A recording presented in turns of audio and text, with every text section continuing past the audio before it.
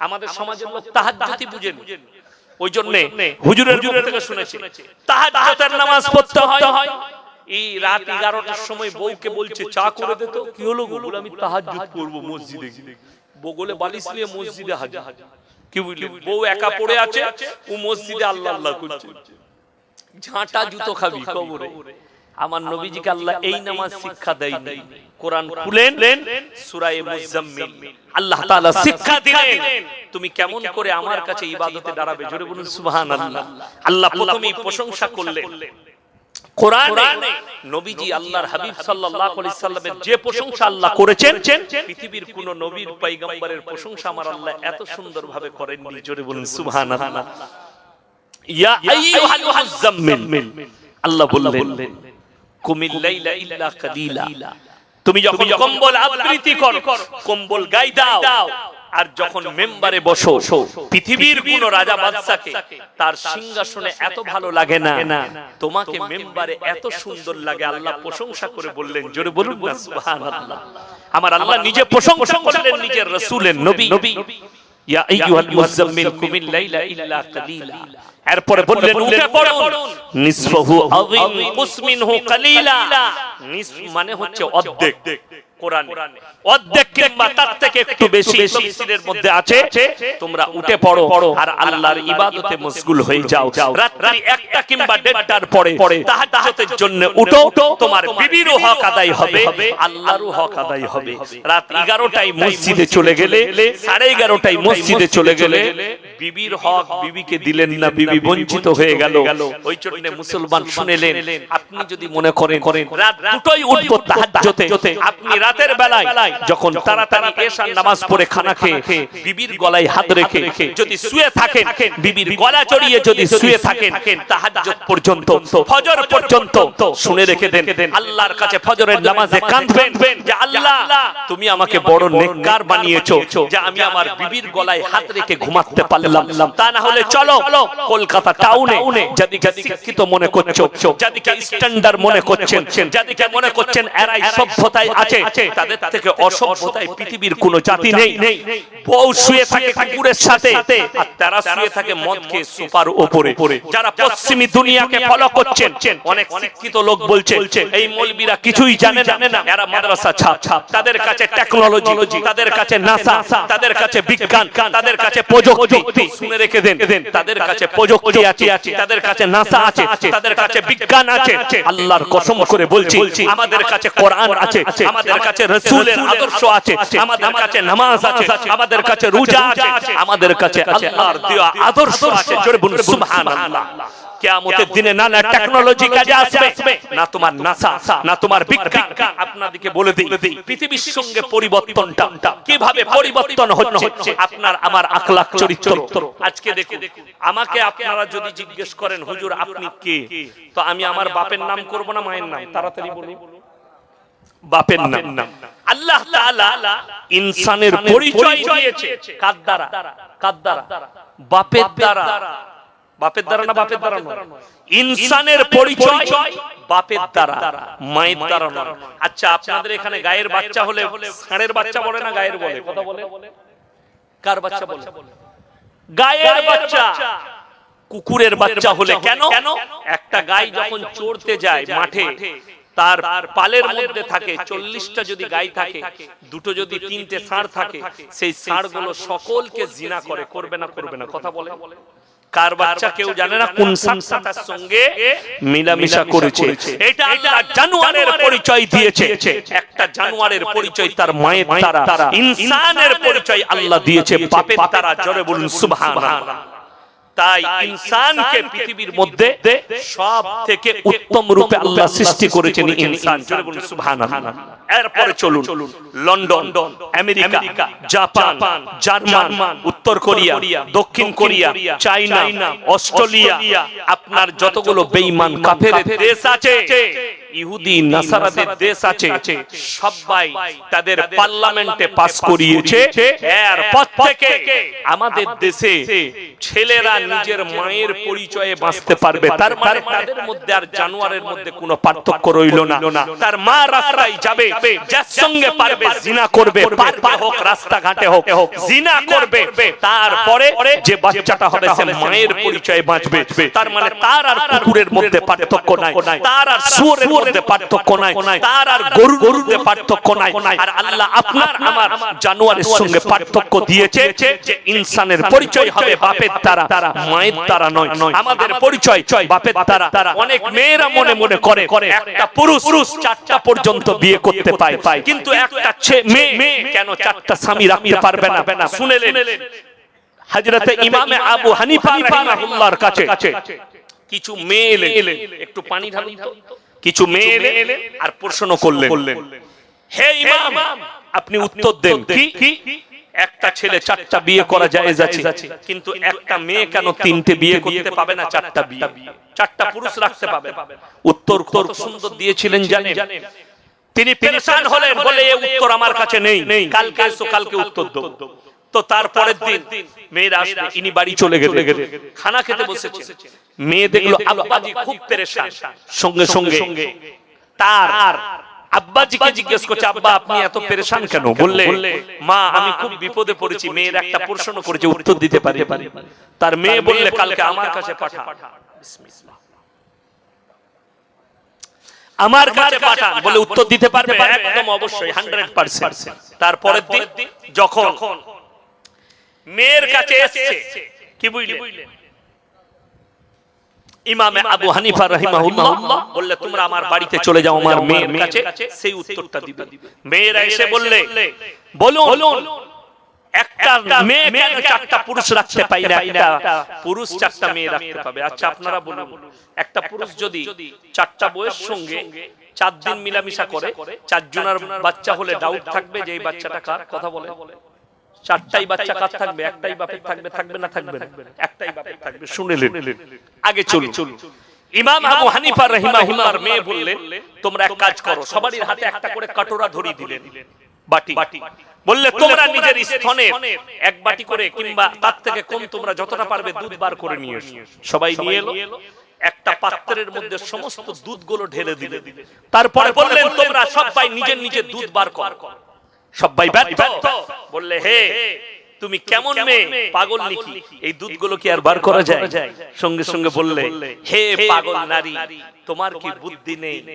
হে পাগল নারীরা, যেমন তুমি দুধকে বার করতে পারবে না, সেই যুগ ছিল টেকনোলজির যুগ ছিল না, আধুনিক যুগ ছিল না, ডাক্তারির যুগ ছিল না। সেই যুগে তিনি পরামর্শ দিলেন, একটা মেয়ে তোমরা যদি 3টে স্বামী রাখো, এই বাচ্চাটা নিয়ে এই ঝামেলায় দাঁড়াবে যে বাচ্চাটা কার। তাই একটা মেয়ে 4টা পুরুষ রাখতে পারে না, একটা পুরুষ 4টা মেয়ে রাখতে পারে। জোরে বলুন সুবহানাল্লাহ। এরপর যদি বলেন, আমি দেখলাম আসামের মুখ্যমন্ত্রী হিমন্ত বিশ্ব শর্মাজি তিনি একটা প্রোগ্রামে বলেছেন যে এই মুসলমানরা 4টা বিয়ে করে, इसके ऊपर भी कानून होनी चाहिए। আমি তো বলবো আসামের মুখ্যমন্ত্রীকে একটু ভালো করে স্টাডি করবেন, তারপরে বক্তব্য দিবেন। তা না হলে আমি তো ভাবি এর থেকে বড় মূর্খ আর পৃথিবীতে কেউ নেই, এর থেকে বড় অশিক্ষিত আর পৃথিবীতে কেউ নেই। তা না হলে আমাকে যদি পছন্দ না হয়, তুমি কোনো ভালো তোমার জানা মতো মুসলমান স্কলারের কাছে বসো, যে তারপরে কোরআন হাদিসের জ্ঞান নাও। ইসলামে 4টা বিয়ে জায়েজ করেছে। বিয়ে হয়েছে তো কটা বউ? একটাই। তোমার একটাই। আপনার কটা? একটাই। আমারও একটাই। 4টা কার আছে? হাত তুলেন তো। কারো আছে? আরে না, হ্যাঁ বলুন। নেই। এটা জানা দরকার। 4টা বিয়ে ইসলামে জায়েজ আছে। জোরে বলুন সুবহানাল্লাহ। কেন? আল্লাহর কসম করে বলছি, শুনে যান ইতিহাস। আল্লাহ তাআলা দুনিয়া শুরু থেকে কিয়ামত পর্যন্ত প্রত্যেকটা বায়োডাটার আল্লাহ কোরআনের ভিতরে ভরে দিয়েছেন। জোরে বলুন সুবহানাল্লাহ। আচ্ছা আপনারা বলুন, মানুষ কতটা পাপ করবে, কত দূরে এগোবে, আমার আল্লাহ জানেন না? জানেন না? কথা বলে সব জানেন। যাদের মনে হচ্ছে আল্লাহ জানেন না, তারা শুনেলেন, ইন্নাল্লাহা লা ইয়াখফা আলাইহি শাইউন ফিল আরদি ওয়ালা ফিস সামা। যাদের মনে হচ্ছে আল্লাহ কিছুই জানে না, তারা শোনায় আয়াতটা সূরা আলে ইমরান প্রথম পৃষ্ঠা। হে আমার নবী বলো, আসমান আর জমিনের মধ্যে যা কিছু আছে কোন জিনিসটা আমার আল্লাহর কাছে গোপন নাই। জোরে বলুন সুবহানাল্লাহ। এখানে তাফসীরের মধ্যে আছে আসমান আর জমিনের মধ্যে যা কিছু আছে কোনটাই আমার কাছে গোপন নেই। আল্লাহ তাআলা পুরো সৃষ্টি করে দিয়েছেন। বিজ্ঞান যেটা পায়, বিজ্ঞান মানে সৃষ্টি নয়, আবিষ্কার মানে সৃষ্টি নয়।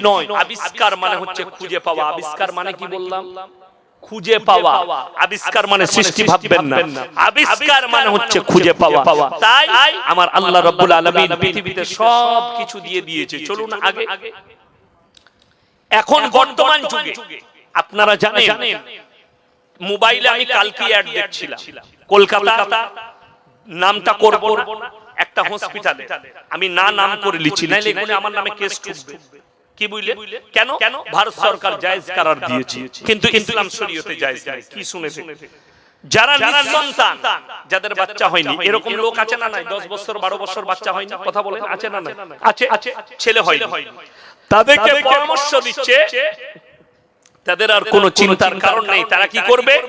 তোমরা আমাদের কাছে এসো, টেস্ট টিউব মেশিনের বাচ্চা, স্বামীর বীর্য নেওয়া হবে, অন্য একটার মেয়ের বীর্য নিয়ে মেশিনে ভরণ তৈরি করে তোমার স্ত্রীর পেটে ভরে দেওয়া হবে।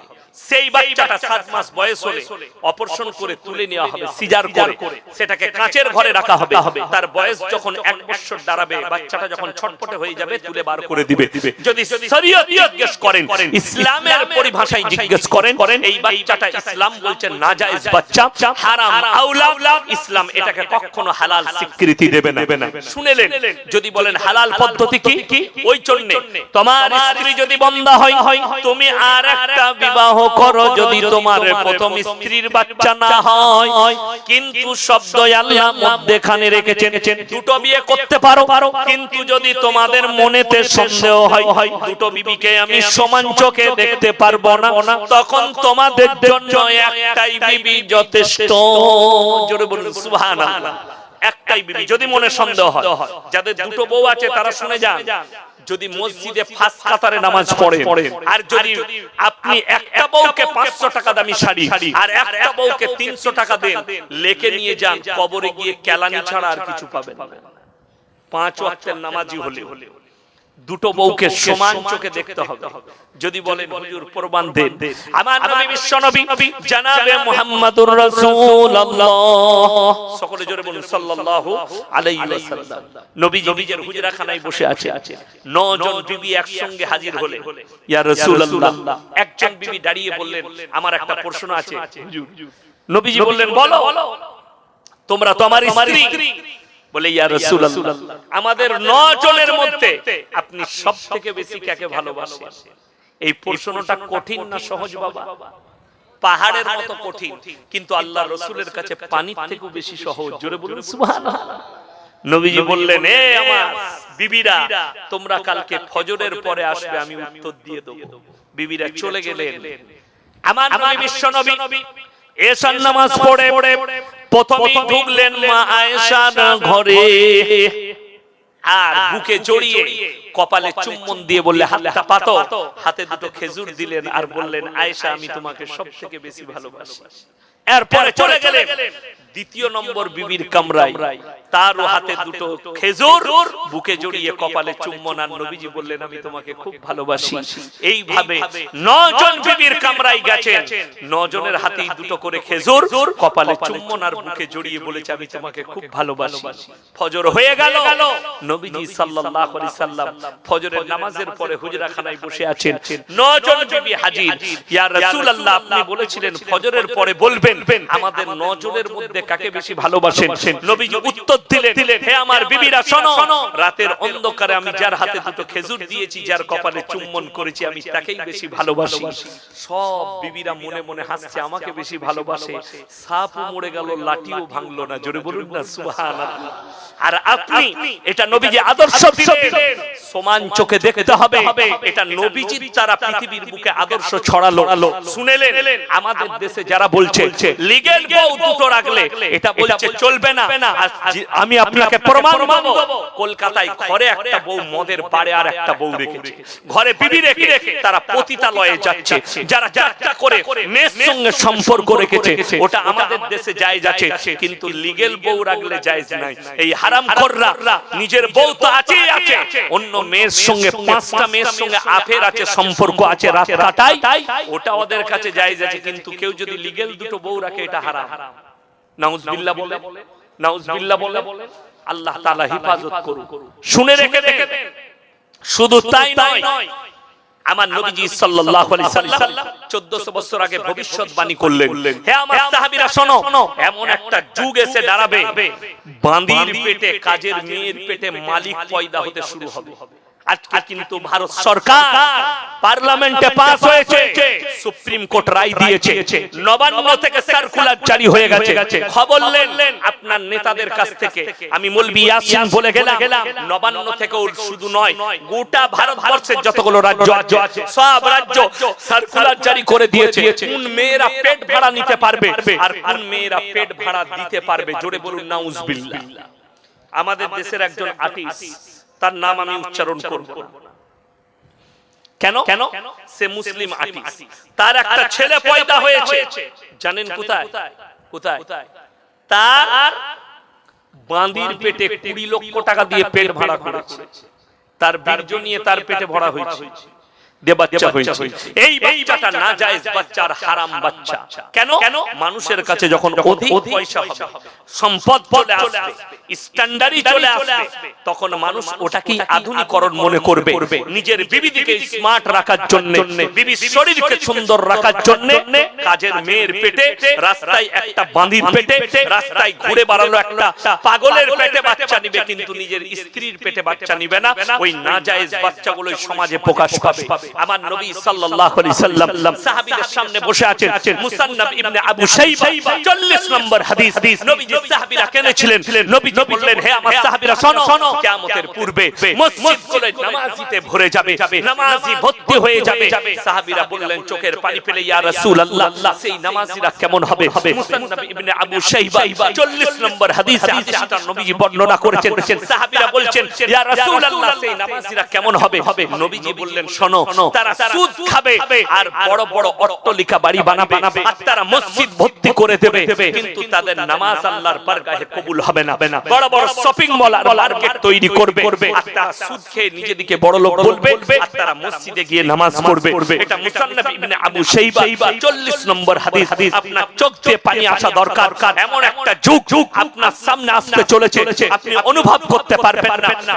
কেন্দ্র থেকে রায় দিয়েছে, এরপর থেকে মুসলমান নয়, গোটা ভারতের যতগুলো নারী আছে তারা 5 মাস পর্যন্ত পেটের বাচ্চা নষ্ট করতে পাবে, কোন রকমের অপরাধ নেই। কলকাতা টাউনে যতগুলো ডাস্টবিন আছে, মালঞ্চ বাজারে যে ডাস্টবিন গুলো আছে, এইগুলোতে আর ময়লা থাকবে না, এইগুলোতে ভ্রূণ আর বাচ্চা থাকবে। রাস্তাঘাটে ব্যভিচার করবে আর এরা অবাধে বাচ্চা নষ্ট করবে। আর ওই ডাস্টবিন গুলো, হসপিটালের ডাস্টবিনে রক্ত আর পুষ থাকবে না, খালি ভ্রূণ পড়ে থাকবে। কুকুরের মতো রাস্তাঘাটে জিনা হবে, শুরু হয়ে গেছে। দেখিয়ে দেবো প্রত্যেকটা পার্কে জিনা চলছে, জিনা। ঠিক বললাম না ভুল বললাম? যদি এটা মিথ্যা বলে থাকি, আপনাকে আমি প্রমাণ দেব। মোবাইল খুলেন, প্রমাণ পেয়ে যাবে। আজকে হাজার হাজার মুসলমান যুবক কলকাতায় পড়াশোনা করে, হোস্টেলে থাকে, তারা ঈমানও ধ্বংস করছে, নিজের যৌবনও ধ্বংস করছে। বড় কষ্টের বিষয়।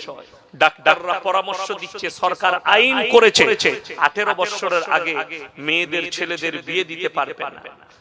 ছেলেরা আপনারা জানেন, উলামারা জানে, যারা আরবি কিতাব পড়েছে, আরবি কিতাবের মধ্যে আছে 9 বছর বয়স হলে একটা মেয়ে কিংবা ছেলে বালিগান করিবা, মানে বালিগ হব হয়ে যায়। যখন মেয়েটা 12 বছর বয়স আছে, ছেলে মেয়ে উভয়ই বাচ্চা ধারণ করার ক্ষমতা নিয়ে আসে। আজকে যারা বলছেন মুসলমান বারে বারে এই নাজিয়া ইলাহি খান হারামের আওলাদ, ই বলছে মুসলমান 12 साल के बच्ची को निकाह करते हैं और बलात्कार करते हैं। জোরে বলুন নাউজুবিল্লাহ। বিয়ে করলে কখনো বলাৎকার হয়? আমি কিন্তু আইন থেকে বেরিয়ে গেছি। আমি যখন বিয়ে করেছিলাম আমার স্ত্রীর বয়স ছিল 13 বছর 8 মাস। ডাক্তাররা পরামর্শ দিচ্ছে কি অল্প বয়সে মেয়েদের বিয়ে দিলে শরীর নষ্ট হয়ে যায়, তাদের রক্ত থাকে না, বাচ্চা পুষ্টিকর হয় না। বলে না বলে না, ডাক্তারের পরামর্শ দিচ্ছে, আমি দেখছি তো মোবাইলে ফেসবুকে তাদের অনেক ডাক্তারের বক্তব্য দিচ্ছি, পুষ্টিকর হয় না। আগেকার মানুষ মূর্খ ছিল, 9 বছরে বিয়ে হতো, 11 বছরে বিয়ে হতো। সেই হারামখোরকে কানটা ধরে নিয়ে এসে দেখাবো। আমার দাদি শাশুড়ির বয়স হয়েছিল, বিয়ে হয়েছিল ওই 11 বছর 8 মাস থেকে 12 বছরের মধ্যে। কার বললাম? আমার দাদি শাশুড়ি। 7টা বিটি। কটা বিটি বললাম? কথা বলে না। 7টা আর 2টো বেটা। 7 আর 2 কত? 9টা। মৃত্যুর আগের দিন পর্যন্ত চশমা লাগেনি। জোরে বলুন সুবহানাল্লাহ। মৃত্যুর আগের দিন পর্যন্ত অসুস্থ ছিল না, যা খেত তাই হজম হতো। ঠিক বললাম না ভুল বললাম? এরকম আমি নয়, এখানে হাজারো আমার বাপের বয়সী লোক বসে আছে। আমি বলবো আপনাদের বাপ দাদাদের বিয়ে ক বছর বয়সে হয়েছিল আপনারা ইমানদারির সঙ্গে বলবেন, ছোটতে না বড়তে? কথা বলে। তখন ব্যভিচার কম ছিল ওই কারণে, তখন জিনা কম ছিল এটার কারণে, তখন বলাৎকার কম ছিল এটার কারণে। আজকে বেড়ে যাওয়ার কারণ হচ্ছে 18 বছরে এরা বালিগ রেখে দিয়েছে। এই 12 বছরে বালিগ হওয়ার পর থেকে 13 বছরে পা রাখছে। যৌন চাহিদা এলে এরা অবাধে মিলামিশা করছে, অবাধে মিলামিশা আর জিনা করছে। জিনা ইলাইল হচ্ছে। আপনি যতই বলেন যে হুজুর শিক্ষিত, শিক্ষিতরাই তো জিনা করছে। যদি বলেন আপনি শিক্ষার বিরুদ্ধে, না, আপনার ছেলেকে এমন একটা আদর্শবান স্কুলে দেন, আলামিন মিশনে দেন, যেখানে নামাজ হবে, যেখানে কোরআন পড়তে পারবে, যেখানে সে ভালো মন্দ শিখতে পারবে, ইসলামী কালচারে থাকবে, আলামিনে দেন আপনার ছেলেকে। আপনি যে জায়গায় দিচ্ছেন বেঈমান আর কাফের তৈরি হবে, জিনায় লিপ্ত হবে, সমকামিতে লিপ্ত হবে। যদি বলেন আপনি শিক্ষার বিরুদ্ধে, 100% না, অবশ্যই। আমার মেয়ে স্কুলে পড়ে, আমি কেন শিক্ষার বিরুদ্ধে হতে যাব? আমার ভাই পড়া স্কুলে পড়ে, মাদ্রাসাতেও পড়ে, আমি কেন শিক্ষার বিরুদ্ধে হতে যাব? আমি শিক্ষার বিরুদ্ধে নয়, শুনে রেখে দেন, তোমাদের আদর্শের বিরুদ্ধে আমি, তোমাদের আখলাক আর চরিত্রের বিরুদ্ধে আমি শিক্ষার বিরুদ্ধে নয়। তা না হলে আমি বললাম কি করে যে আলামিন মিশনে ভর্তি করো তোমার সন্তানকে? এখন মুসলমানদের সব থেকে সেফটি প্রতিষ্ঠান আপনাদেরকে বলে যায়, ছেলেকে যদি বাঁচাতে চান একটু টাকা খরচ এখানেও হচ্ছে, ওখানে একটু বেশি হবে। সব থেকে সেফটি প্রতিষ্ঠান যেখানে নামাজও থাকবে, কোরআনও থাকবে।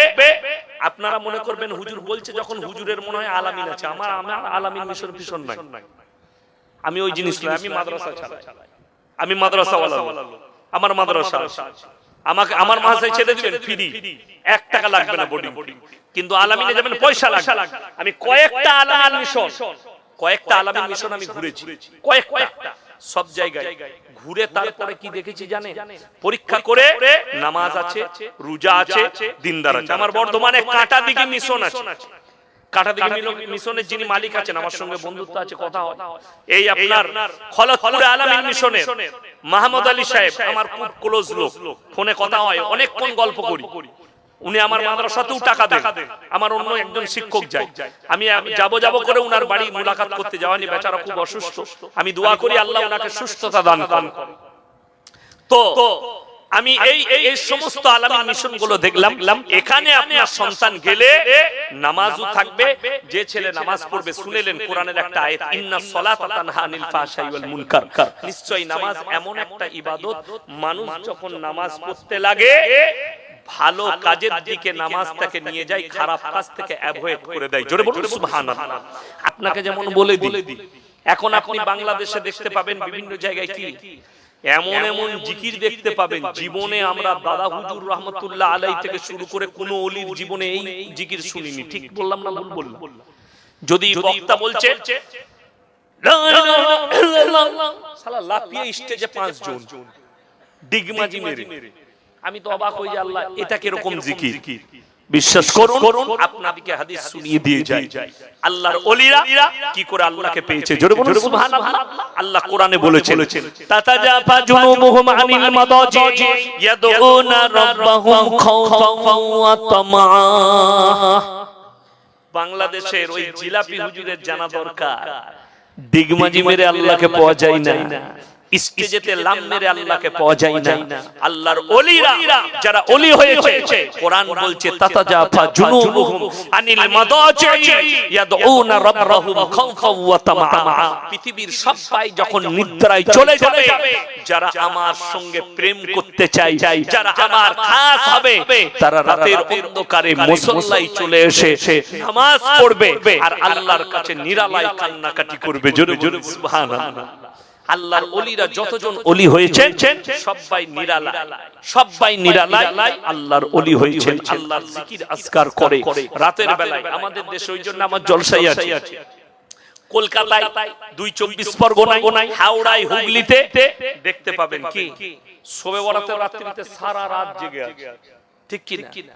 এরা আবার চায়ের দোকানে ফতোয়া দেয়, আমাদের হুজুর ঘুমাচ্ছে মসজিদে।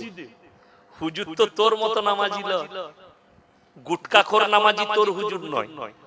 তোর হুজুর ভোরের বেলায় উঠে তাহাজ্জুদে উঠে 12 রাকাত করবে, ওটাই সকলের জন্য কাফি। জোরে বলুন সুবহানাল্লাহ। আর আপনি সারা রাত পড়েছে, একবার চা দোকান, কবর জিয়ারত করতে যাচ্ছে আর বাইক দিয়ে খালি গুটা মালঞ্চ ঘুরে বেড়াচ্ছে বাইক নিয়ে, সারা রাত পান, গুটকা, সিগারেট আর নামাজ। ফজরের সময় যখন মুয়াজ্জিন আজান দিচ্ছে, হাইয়া আলাস সালাহ হাইয়া আলাল ফালাহ, তখন এরা বলছে আমরা সবাই পালাই, ইমাম আর মুয়াজ্জিন তুরা দুজনার পরে যা পারবি চালা। ইমাম সাহেব বলছে কি ব্যাপার, তোমরা ফজরে ফরজ নামাজ পড়বে না? বলবে না, আবার আগামী বছরে দেখব। ও খালি একদিনের নামাজি, শবে বরাতের রাতে, তো কেলানি খাবে না? খাবে না। আর ইমাম শুনেলেন শবে বরাতের রাত্রি তাদের জন্য যারা 365 দিন ইশার নামাজ জামাতে পড়ে, যারা 5 ওয়াক্তের নামাজি, তাদের জন্য তুমি একদিনও নাই, তুমি বলছো শবে বরাতের রাতে ফাটিয়ে দেব, তোর নামাজটা মেম্বার পেরবে না।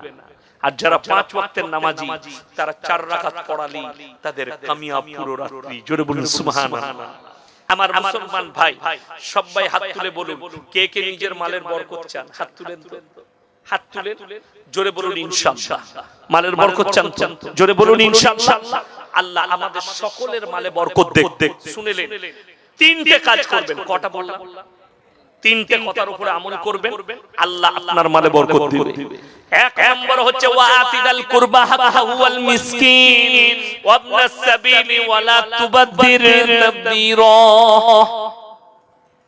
ইন্নাল মুবাদদিরিনা কানু ইখওয়ানাশ শায়াতিন ওয়া কানা আশ-শাইতানু লিরাব্বিহি কাফুরা।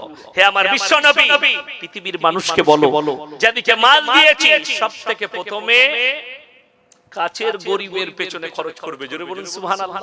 সবাই করব, জোরে বলুন ইনশাআল্লাহ। দ্বিতীয় নম্বর ওয়াতিদাল কুরবা হাক্কাহু ওয়াল মিসকিন, এবং যারা এতিম আর মিসকিন থাকবে তাদের পেছনে, ওয়াবনাস সাবিলি ওয়ালা তুবাদদির তাবদীরা। আর তোমাদের কাছে মুসাফির যদি হাত পাতে, সেই হাতকে তোমরা ফিরিও না। আজকের মজমায় সবথেকে বড় মুসাফির কে বাবা? কথা বলে না? আমি। আমার বাড়ি থেকে এখানে রাস্তা হলো 194 কিলোমিটার, প্রায় 200ই ধরুন কম বেশি। আমি সবথেকে বড় মুসাফির। আমি আপনাদের কাছে শুনে নেন, আল্লাহ মাল কাড়ে কখন? ইন্নাল মুবাদদিরিনা কানু ইখওয়ানাশ শায়াতিন। যখন মানুষ অপব্যয় করে আল্লাহ মালকে কেড়ে নেয়। আমি আপনাদের কাছে অনুরোধ করছি, আমার ভাইয়েরা যারা আল্লাহকে ভালোবাসেন, দ্বীনকে ভালোবাসেন, এই বাবুদের জন্য, প্রোগ্রামের জন্য, কোরআনের মাহফিলের জন্য আমি আপনাদের কাছে হাত পাচ্ছি, আপনাদের কাছে রুমালটা পাঠাচ্ছি। যে যা পারবেন রুমালে 100 200 50 500 100 রুমালটা দেন, রুমালটা দেন। দুজন ধরেন, বাবু ধরে, যে যা পারবেন আল্লাহর ওয়াস্তে। শুনেলেন, যাকিরা গচ্ছিত সম্পদ। কিয়ামতের দিনে মানুষ কাঁদবেন। নবীজি বললেন, যাকিরা গচ্ছিত সম্পদ। কি কাঁদবেন? মানুষ মনে মনে ভাববে, আমি আরো কিছু টাকা দান করলে আমার মঙ্গল হতো, আমি আরো কিছু টাকা দিলে আমার ভালো হতো। মানুষ এই বলে কিয়ামতের দিনে কাঁদবে, কিন্তু সেদিনে উপায় থাকবে না। আজকে আমার ভাই আপনাকে বলবো, 10 5 1 2 পর্যন্ত যার কাছে পকেটে যা আছে আল্লাহর ওয়াস্তে এই রুমালের মধ্যে ফেলেন। এই রুমাল